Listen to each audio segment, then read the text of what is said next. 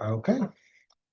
Welcome, everyone. This is the Harris County Flood Control District's virtual community engagement meeting about the four-screen stormwater detention basin phase one. Thank you for joining us. This meeting is all about keeping you informed and hearing your thoughts about what's being done to reduce the risk of flooding in your area. Your voice matters, and we appreciate you being here. I am Robert Fricke with the Flood Control District Communications team, and I'm joined by our leaders and experts to answer your questions and make sure you have the latest information about important flood mitigation efforts in your community. It's great to see people engaged in this project, and we look forward to keeping this conversation going. Before we dive in, we have a pre-recorded message from Harris County Precinct 3 Commissioner Tom Ramsey. Howdy, and thank you for your time tonight. Flooding is one of the problems Harris County has been plagued with far too long. With each storm and rain event, we are faced with the reality that our infrastructure needs, including maintenance, are challenged. And as an engineer, I believe innovation and partnerships are key to solutions we need to ensure flood resiliency. It is so important that we continue to work together with Flood Control District to bring projects to your area for the safety of you and your loved ones. We at Precinct 3 are also doing our part in conducting regular maintenance throughout your area to include desilting ditches, storm debris removal, road reconstruction, right-of-way mowing, and much, much more. I encourage you to visit our website and please submit your service request you may have in your area. There you'll also find Precinct 3 news and activities happening within our parks and community centers. As always, thank you for attending today's meeting, and we look forward to hearing from you about this project. We are here to serve you. Thank you to Commissioner Ramsey. To kick things off, we'll have a brief presentation to let you know more about who we are and what we do. Then we'll give an overview of the four-screen stormwater detention basin phase one, including key details about the project design, timeline, and next steps.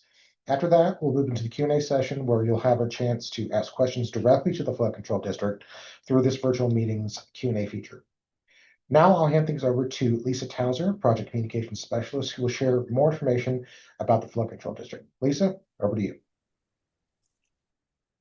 Thank you, Robert, and thanks to everyone for joining us tonight. I'll start by sharing a bit about the Flood Control District and the work we do. So what is the Flood Control District? In 1937, after back-to-back devastating floods hit the Houston area, the Texas legislature created the Harris County Flood Control District. Today, we are governed by the Harris County Commissioners Court, and we work closely with local, state, and federal agencies. One key reason we were originally created was to serve as a local partner to help bring in federal funding for flood damage reduction projects. Over the past nearly 90 years, our scope has expanded. We've invested billions of dollars in flood risk reduction projects throughout Harris County, and those projects have been funded through federal, state, and local resources. In addition to the capital projects, voters approved a property tax rate increase in 2024 to bolster our efforts on the maintenance side.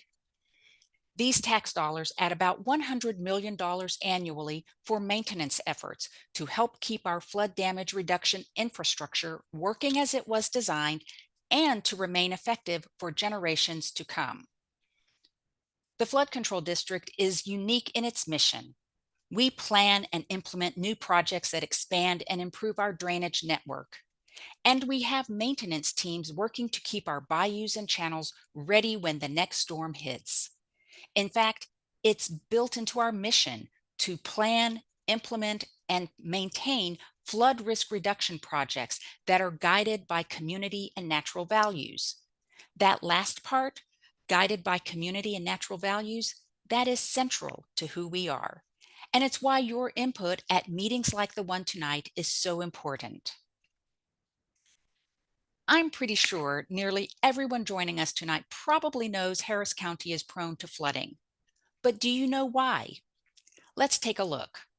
First, we have extreme rainfall events like tropical storms and hurricanes. Next, our land is flat, which means stormwater often moves slowly when making its way to bayous and channels. Finally, making things a little trickier, is our soil across the county is mostly clay, which doesn't absorb water very well. So what happens, stormwater collects on the ground, creating a pooling effect, which increases the risk of flooding. At the Flood Control District, we know the idea of flooding is a top safety concern for residents, and it's our job to reduce the risk. We actively work on flood risk reduction projects in all the watersheds across Harris County. Now, you may want to know what exactly is a watershed. Let's look at the map on the slide. First, the first thing you may notice is the name of each watershed is based on a nearby bayou or body of water. Each watershed is actually that colored area of land around the major bayou or body of water, and that indicates where storm water is expected to ultimately drain if rain were to fall in that region. Harris County is comprised of a vast system of bayous, tributaries, and other waterways that make up each of the 23 watersheds. In fact, if you straightened out all of our winding channels and lined them up end to end, they would stretch from the state of New York all the way to the state of California, which is more than 2,500 linear miles. The project we're presenting tonight is an important part of the county's drainage network. It's located in the Cedar Bayou watershed in Northeast Harris County. In addition to the unincorporated areas of Harris County, we have 32 municipalities within our boundaries. We can partner with these cities, precincts, and local agencies on important flood risk reduction projects. The bayous and channels are just one piece of the county's drainage network. While the Flood Control District plays a critical role in reducing flood risks, we are part of a much larger effort. At your home and in neighborhoods across the county, storm sewers and roadside ditches collect stormwater runoff and move it away from homes and streets. Those drainage systems are typically managed by either the Harris County Engineering Department, a municipal utility district, or a city like the City of Houston. The stormwater then makes its way to the larger bayous and channels, which are managed by the Flood Control District before finally heading to Galveston Bay. Now, we take our role in flood risk reduction for Harris County very seriously, and we leverage different types of funding opportunities for projects that can help reduce the risk of flooding in our region. One important source of funding comes from the 2018 bond program. This program consists of the original $2.5 billion in bond funds approved by Harris County voters in 2018, plus an additional $2.7 billion secured through partnerships with 27 unique partners for a combined total of approximately $5.2 billion available for flood risk reduction efforts. Significant progress has been made on the bond program, which has led to remarkable flood risk reduction across Harris County. As shown on the right side of the slide, the online bond dashboard ensures residents have clear, ongoing access to the status of the bond program. The dashboard features a searchable interactive map to find bond-funded projects in your area. It also includes financial summaries and breakdown by funding sources. And finally, it includes project details such as milestones, timelines, and funding expectations. To view the dashboard and learn more about the bond program, view the address on the slide, which is hcfcd.org/2018-bond-program. It's important to note that even though voters approved $2.5 billion for the 2018 bond program, the estimated total cost of every project on our bond project list is actually much higher than that. Many bond IDs began with feasibility studies or preliminary engineering to help determine just what projects were possible and how much they might cost. As a reminder, we've already secured more than $2.7 billion in partnership funding to help move projects forward across Harris County. Now, each funding partner has its own guidelines. For example, some fund only certain types of projects, while others ask for a local contribution. The Flood Control District has an experienced and dedicated team that works hard to match each project with the right funding opportunities. This way, every dollar goes further to bring the most benefits to the community. I mentioned previously that we have several funding sources for our projects. Let's take a look at the funding sources for this project. After voter approval of the 2018 bond, the Flood Control District initiated Bond ID F-45 for this project. The bond program allocated funds for preliminary engineering and design efforts. We also have $5 million for construction coming from Representative Dan Crenshaw through a secured grant called EPA STAG, and that stands for Environmental Protection Agency State and Tribal Assistance Grant. The current total project budget for the first phase under the project charter is about $14.1 million, and this includes construction for phase 1 of the Forest Green Stormwater Detention Basin. Now that I've shared some key background information, let's get into the important details about this project. As details are shared, please feel free to drop any questions or comments in the Q&A box. And with that, I'll hand it over to Gary Bezimek. He's the Flood Control District's Planning Division Manager, and he'll share more about the Cedar Bayou Watershed and the Forest Green Stormwater Detention Basin project. Over to you, Gary. Thank you, Lisa. I'd like to briefly share some background details about the project, including where it's located, the recommended design, project timeline, and next steps. The Cedar Bayou Watershed is the easternmost watershed in Harris County, and Cedar Bayou generally serves as the border for Harris County with Chambers and Liberty counties. It is a sparsely developed watershed. Development of residential housing and/or industrial and commercial facilities is expected to increase slowly over time. Rainfall within the nearly 200 square miles of the Cedar Bayou watershed drains to the watershed's primary waterway, Cedar Bayou. But there are an additional 128 miles of open waterways in the watershed, including Cedar Bayou and its major tributaries. The Cedar Bayou watershed, like the rest of Harris County, has a long history of flooding with several major storms since the late 1970s.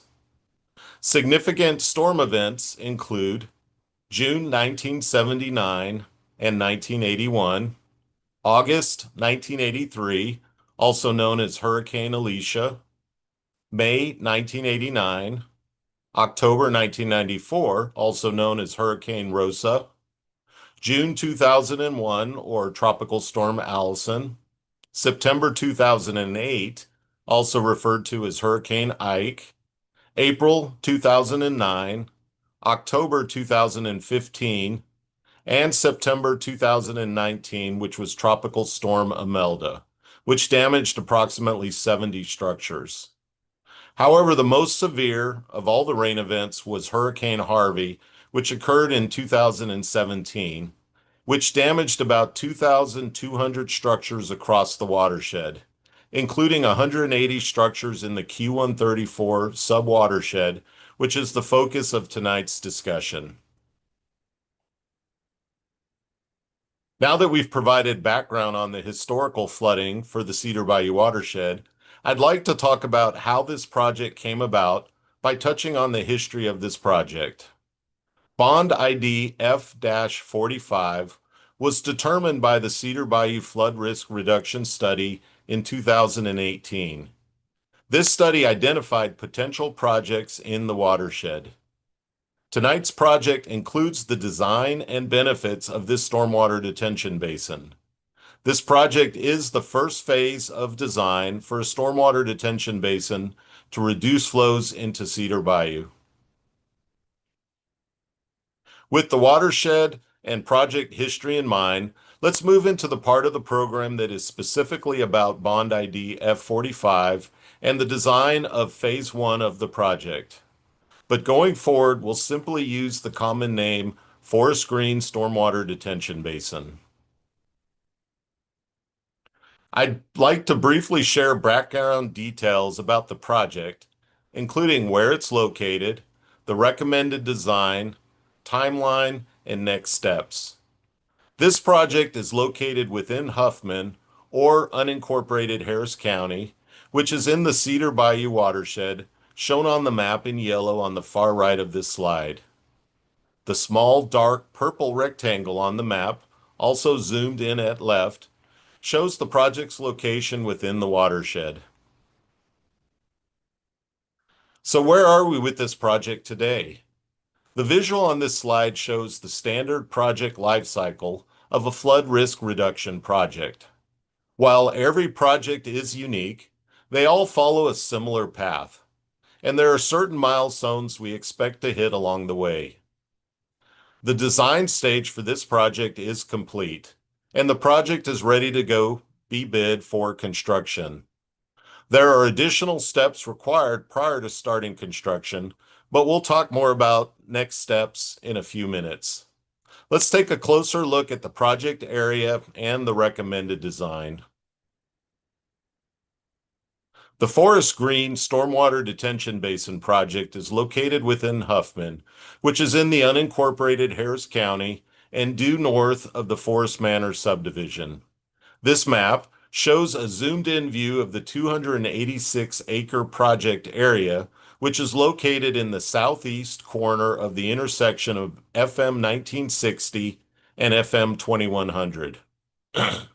On the map, you'll see Phase 1 is outlined in magenta, and the area designated for future phases is filled in light blue or teal color. The channel capacity along tributaries Q134-00 to the south and Q134-01 to the east is limited, which is why this project will be beneficial to the region. Here's a snapshot or project overview. This project is the first phase of the long-term plan for a 1,050 acre-foot regional detention basin. This project will construct a stormwater detention basin in phases, with the first phase constructing a stormwater detention basin to hold up to 247 acre-feet of stormwater. The project also covers mitigation for drainage upgrades from the Forest Manor Subdivision Drainage Improvements Project, which we'll explain in more detail later. Now, let's take a moment to talk about stormwater detention basins and how they help with flood mitigation. While channel conveyance improvements help move stormwater more efficiently out of an area, stormwater detention basins hold the stormwater in one place, but only temporarily. We strategically place them in the areas where they can catch extra stormwater and keep it from overwhelming channels and flooding downstream communities. Once stormwater levels in the channel go down, the stormwater that's stored in the detention basins flows through pipes back into the channel and eventually out to Galveston Bay. The Flood Control District is a no adverse impact agency. That means we do not allow our projects to reduce flooding risks for one area while increasing the risk somewhere else. That's why stormwater detention basins are often built before or at the same time as channel conveyance improvements to prevent any unintended impacts downstream. So first, we give an area the ability to store excess stormwater, then we find ways to move it out of the area even faster. All stormwater detention basins serve the same purpose, the temporary storage for stormwater, but they can be designed in different ways. Some are built as one large basin, like the examples shown here, while others are made up of several compartments that work together. Stormwater detention basins can also be either wet bottom or dry bottom. Wet bottom stormwater detention basins always have a permanent pool of water, with extra space above it for storing stormwater during heavy rain events. Dry bottom stormwater detention basins are lined with grass and designed to drain completely between rain events. For this project, we are designing a wet bottom stormwater detention basin to best fit the needs of this area. When we calculate the stormwater storage capacity of a detention basin, we use a unit of measurement called an acre-foot. 1 acre-foot is also 325,851 gallons of water. The total storage capacity for the Forest Green Stormwater Detention Basin Phase 1 project is approximately 247 acre-feet. So that's roughly 80 million gallons of storage.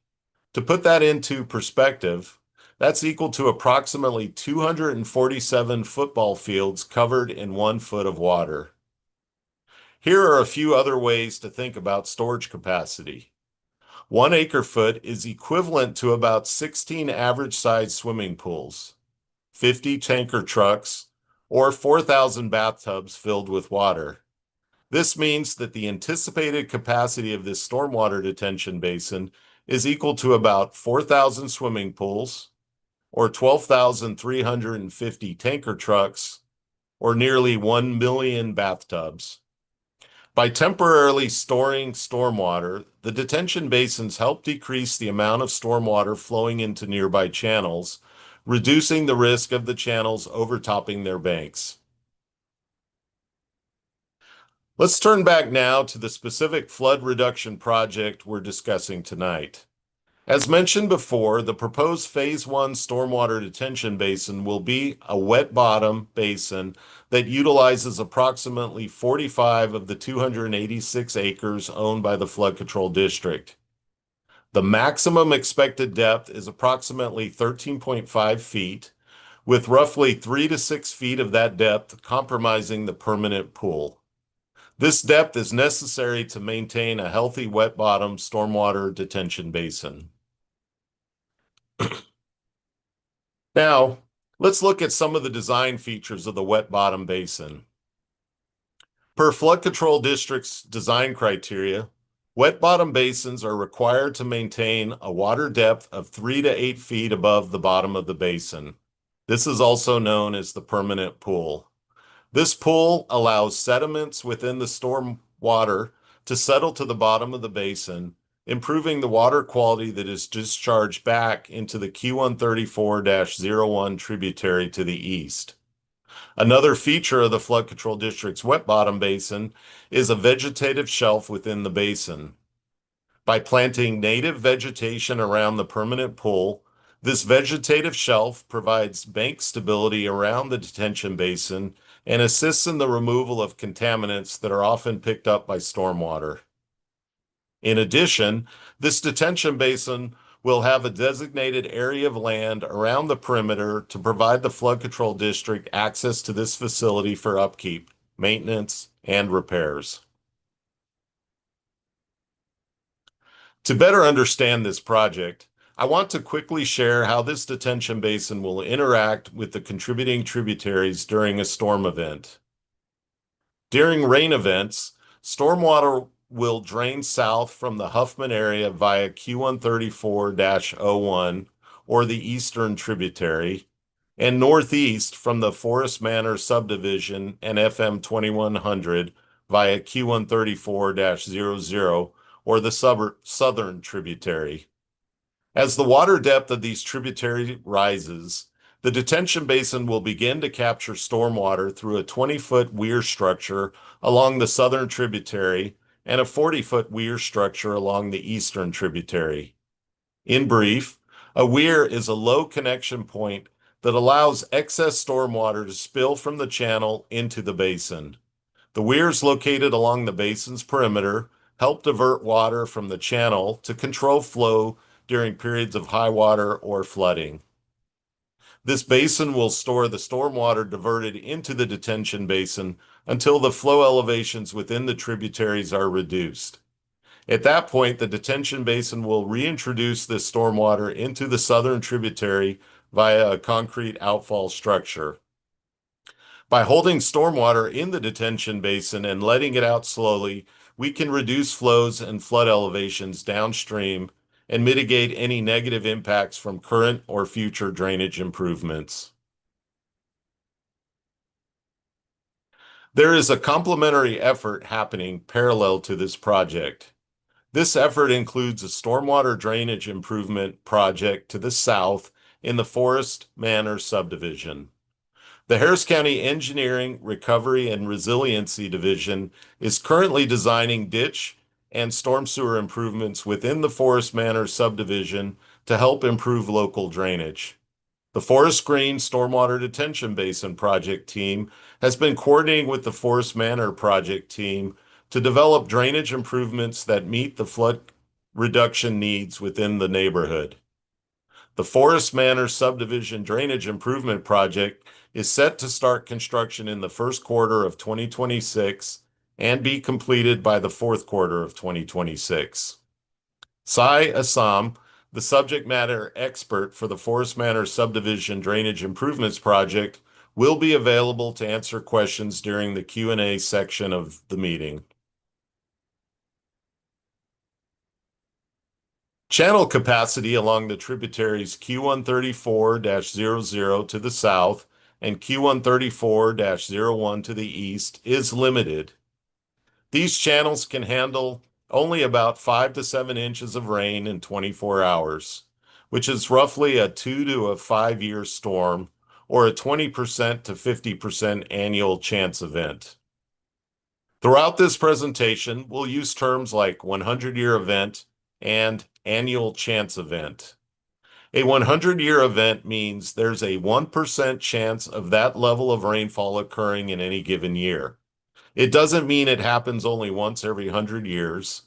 Similarly, a 500-year event has a 0.2% annual chance of rainfall occurring in any given year. It's also important to note that rainfall depths are not multiples of one another. For example, a 500-year storm does not produce 5 times as much rain as a 100-year storm. This slide shows the estimated benefits for the Forest Green Stormwater Detention Basin Phase 1. As you can see on the chart, Phase 1 is estimated to remove the Atlas 14 100-year design storm from approximately 23 structures, 17 acres of land, and about 0.09 miles of roadway. The project also provides detention volume to support the Forest Manor subdivision improvement project by the Harris County Engineering, Recovery, and Resiliency Division. This brings us to our timeline and next steps. The design stage is now complete. As we follow our project life cycle, after design comes the construction stage. As part of our standard practice, the Flood Control District will advertise the project for bids. We anticipate this happening in the fourth quarter of 2025. After the bids are received and reviewed, the contract can be awarded after approval from Harris County Commissioners Court. Based on our current timeline, we anticipate construction to start on Phase 1 of the project by the second quarter of 2026. And if everything progresses according to plan, construction for this first phase could be completed by the fourth quarter of 2027. We do not currently have a timeline for future phases, but as details become available, we will provide an update to the community. Please make sure you sign up for our mailing list by visiting hcfcd.org/forestgreen and submitting a comment. Again, we appreciate you attending this meeting to listen and learn more about our work. It's now time to hear any questions and comments you'd like to ask or share, so I'll hand it back to Robert to kick off the question and answer session. Thanks, Gary. Before we move into the Q&A, I just want to say we truly value your input. Your feedback helps shape this project and others happening across Harris County, and every comment and question we get tonight will be considered as we move forward, and the conversation does not end here. If you'd like to stay up to date, if you'd like to stay updated, ask more questions, or sign up for our mailing list, please visit hcfcd.org/forestgreen. As a reminder, you can use the Q&A feature through this virtual meeting to submit a question or comment while we're together tonight. I want to point out that any questions we don't get to during tonight's Q&A will receive a response after the meeting. Information from this meeting and a recording of this live stream will be available on our website and YouTube channel. Joining Gary for our Q&A session tonight are Eric Verduska, a Forest Green Stormwater Detention Manager for this effort, and Craig Mosk, the Cedar Bayou Program Manager. Now it's time to take some of your questions. Okay, so our first question is for Craig. Craig, can you please recap the project for those who may have joined the meeting late by restating the project objectives? Certainly. Thanks, Robert.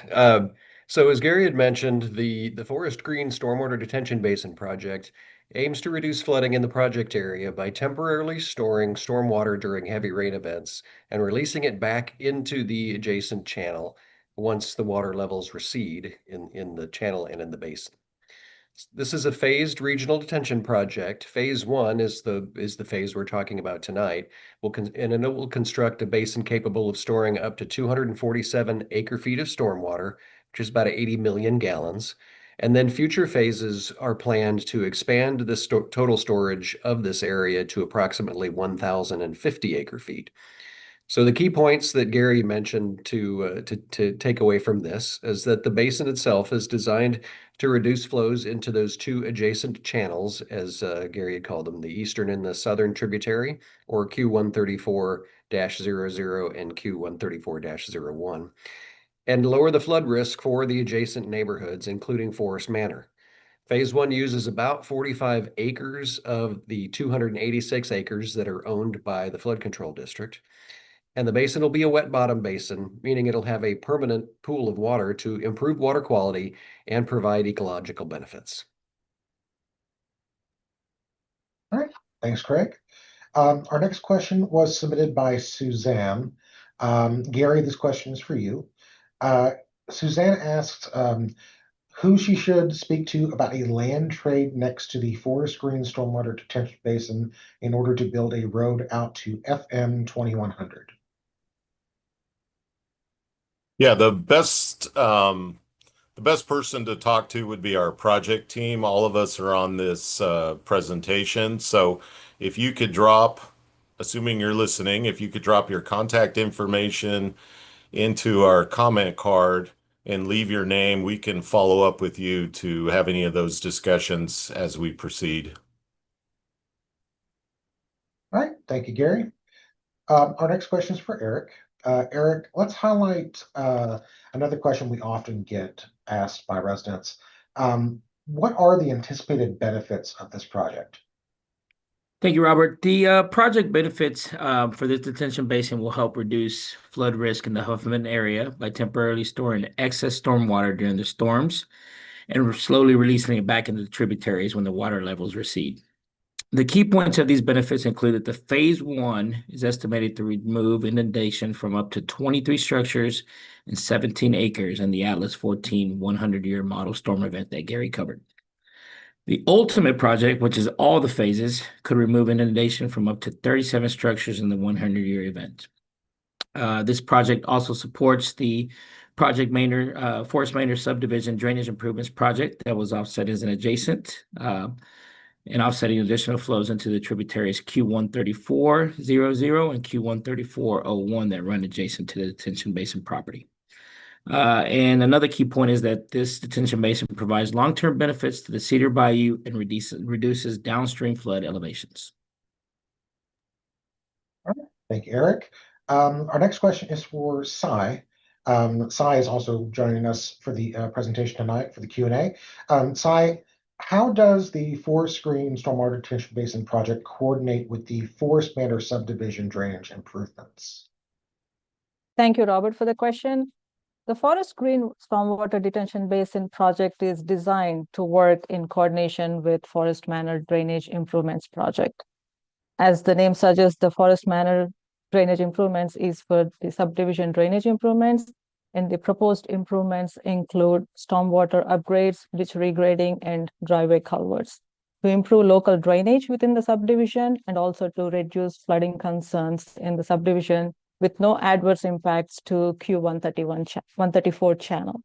As you can see in the slide, the stormwater drainage improvements call out highlighting in the magenta, and the line you're seeing there is the proposed improvements in the subdivision drainage project along Hickory Manor Drive and Rainforest Drive, outfalling into Q134 channel.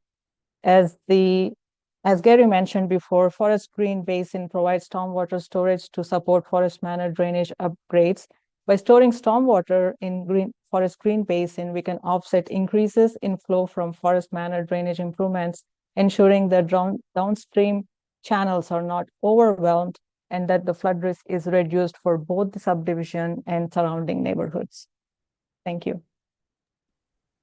All right, thank you, Sai. And as a reminder to everyone who just joined, you can use the Q&A feature through this virtual meeting to submit a question or comment while we are together tonight. All right, next question is for Gary. Gary, one of the key project objectives is reducing water surface elevations along the Q134-00-00 and Q134-01-00 channels. Oh, I'm sorry. This question is for Eric. I'm sorry. Sorry, Gary. Eric, and I'll restate the question for you, Eric. I'm sorry.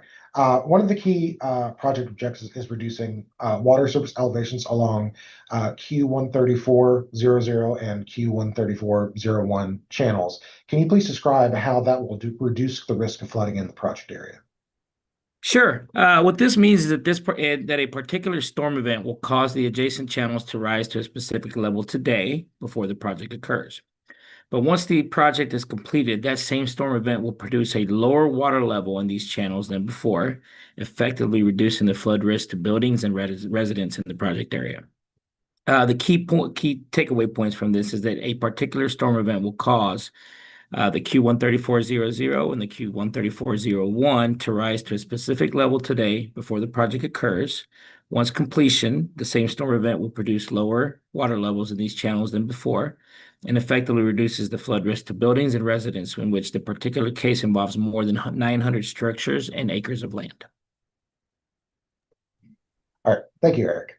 Our next question is for Gary. Gary, this one is for you. Harris County is flood prone as a region based on several factors that Lisa mentioned earlier in the presentation. Flat, slow draining land, clay soils, tropical storms, or just heavy rainfall in general. Will this project protect area residents from future flooding in this area? Yeah, that's a great question. I think if you could go to slide 7 or show slide 7, I think that highlights a few things. But I'd like to start by saying it's impossible to say that any project that we build or anybody builds will completely remove the threat of flooding. But the projects that we discussed here, the neighborhood project as well as our phase 1 detention basin, both are projects that will reduce the risk of flooding in the area. And what I mean by that is the channel is going to be able to handle a certain amount of rainfall event. We said under existing conditions that the two tributaries out in the area near the basin, Q134-00 and Q134-01, can handle between 5 and 7 inches of rainfall in a 24-hour period. So the detention facility that's being built, the basin, is going to allow for a little bit more rainfall to be able to fall without that water spilling out of the banks. And the neighborhood project that's being built is also going to handle a more localized rainfall event. So if streets flood regularly, once the project in the neighborhood is done, the frequency by which that rain flooding streets would happen is probably going to be reduced. But as any of y'all that kind of sat through and were able to see the most recent Hurricane Harvey, if we get that kind of rainfall, these projects are still not big enough at this point in time to protect from that type of flooding. So what that means is the risk of flooding will always remain if you live in the Harris County area, because quite simply, all of the factors that were discussed. The area is flat, we have clay soils, and we're very flood prone because it rains so often. So we always, at the Flood Control District, we always recommend that everybody listening consider purchasing flood insurance policies because the risk of flooding is always going to be there. But the projects that we're making hopefully will make it where you're not going to have to deal with that rain event as frequently as you did, and that when we do get some of these bigger rain events that might have flooded the area in the past, many of the homes are going to be benefiting from that. So key points is it's impossible to say that any of these projects are going to end flooding in the area. Flooding is something we're going to live with, but the projects will reduce the risk of flooding and excess stormwater flooding from the tributaries in the area. So there are definite flood control benefits to these projects. And then finally, just knowing that we're always at risk, we always recommend, if you can, you consider purchasing flood insurance policies to protect your property. Thank you. All right, thank you, Gary. Eric, our next question is for you. Let's talk roadways for a second. Will there be any impacts or temporary detours to the roadways along Cedar Bayou as a result of this project? Thank you. That's a really good question, and obviously a common question that we get with construction projects. So in the area, considering that this project is at the main intersection of FM 2100 and FM 1960, motorists should anticipate temporary lane closures along FM 2100, where our primary construction access point will be during construction. As we get closer to construction that's scheduled to start next year, we'll provide more updates to the community. And we always work to minimize traffic and construction impacts and keep the community informed. But as the residents in the area should be aware, most of the traffic backups will be on the northbound and southbound lanes that divided FM 2100 just south of the intersection as it is the main construction access point. Thank you, Eric. Our next question is for Gary. Gary, we are often asked how a wet bottom detention basin full of water can hold more water. Can you please explain this? Sure. If you could go back to slide 23, there are two types I talked about this in the presentation. There's two types of detention basin, a dry bottom and a wet bottom. So in order to understand why the wet bottom holds more water, I'm going to highlight what we have to do to design a dry bottom basin. So for a basin to be dry bottom, that basically means that the outlet of the detention facility where it drains into the stormwater, the open channels out in the area.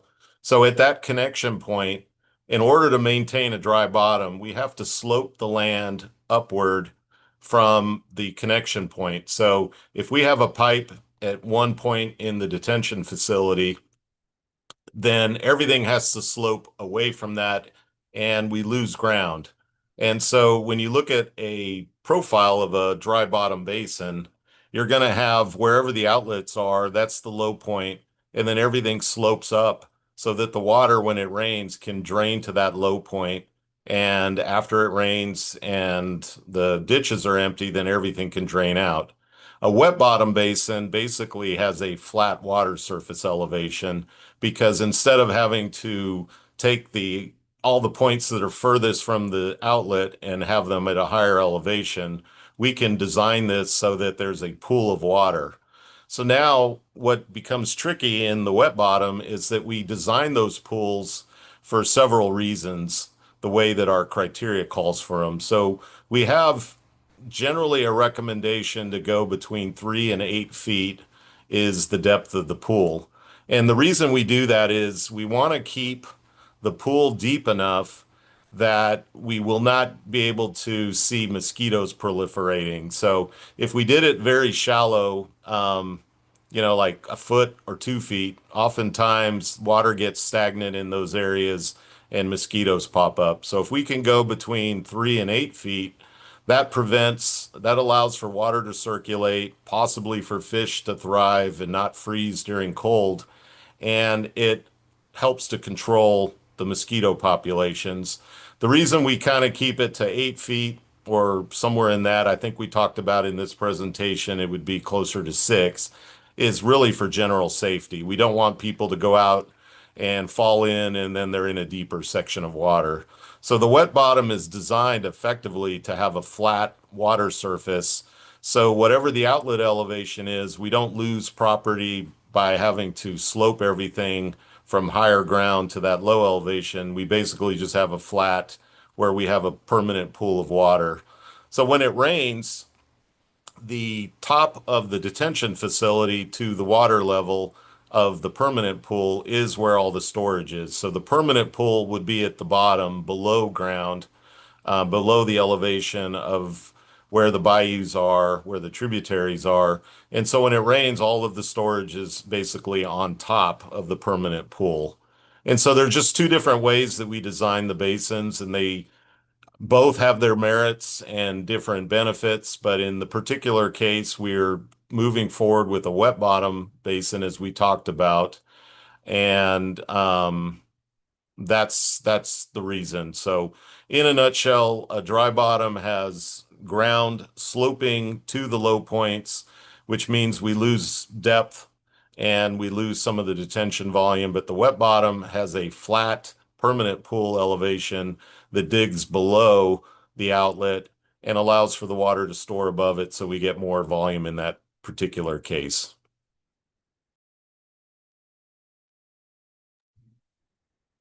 All right, thank you, Gary.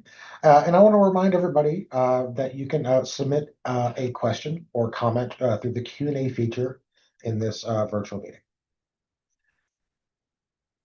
All right, our next question is for Craig. Craig, how will we find out when construction is starting, and will there be any traffic disruptions or noise? Thanks, Robert. That is a good question, and certainly something that everybody who lives nearby might be would be interested to know.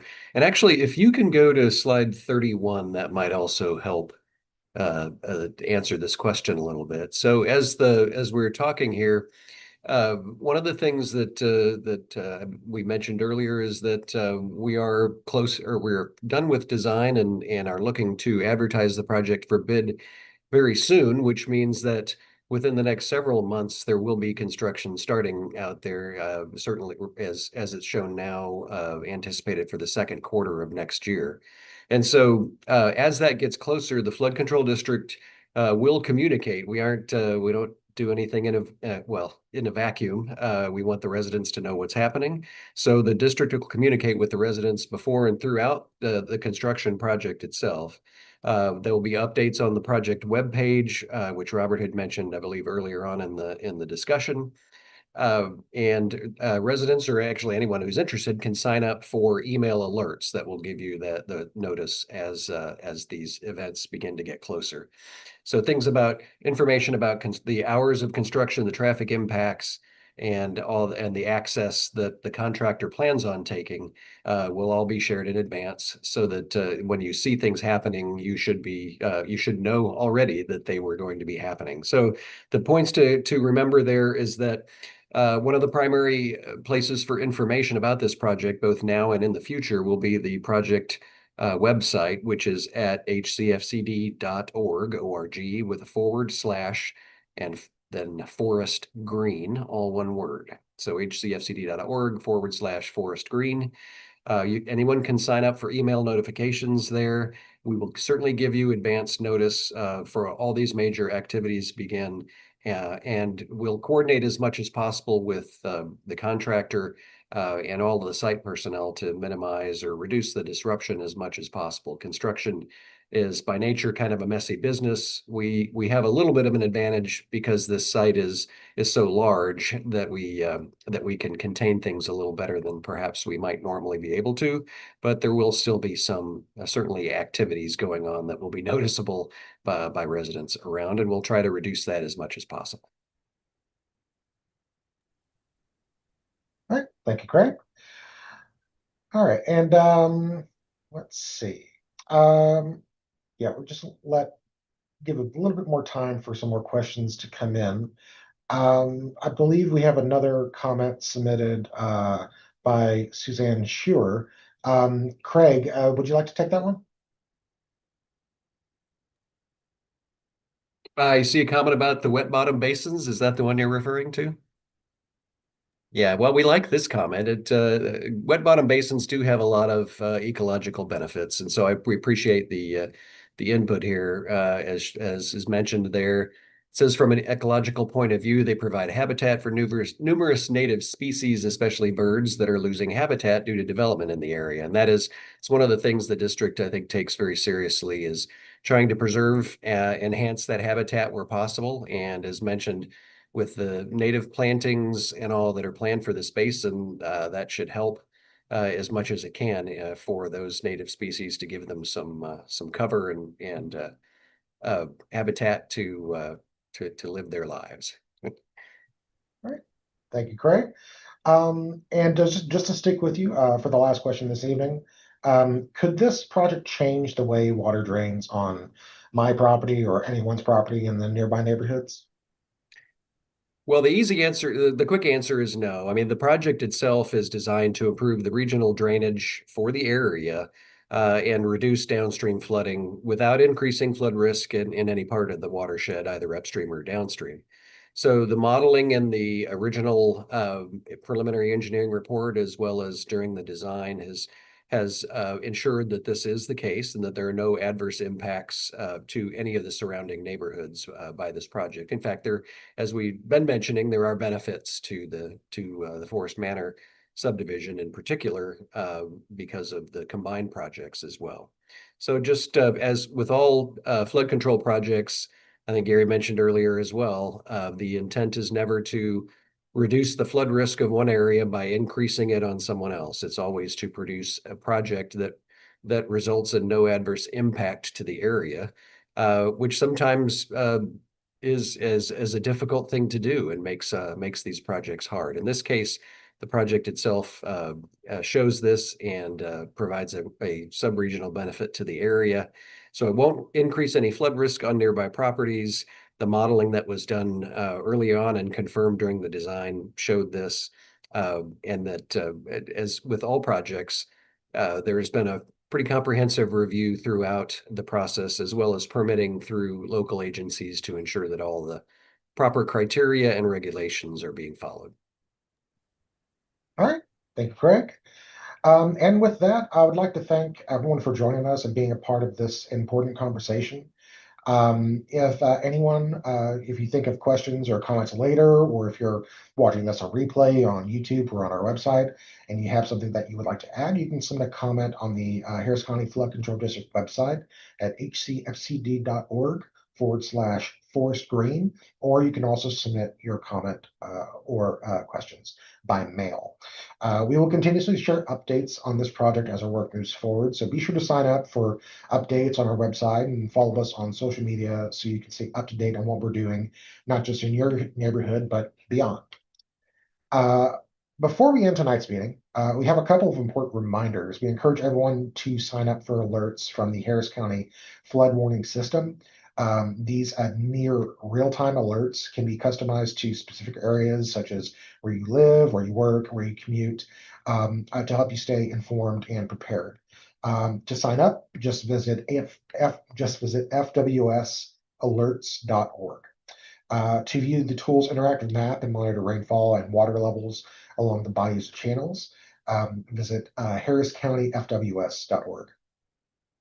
We also encourage everyone to get flood insurance. People usually think about flood insurance around hurricane season, which runs from June to November, but flood season is year-round in Harris County, as we all know, and we urge you to protect your home and property. Thank you all. Stay safe.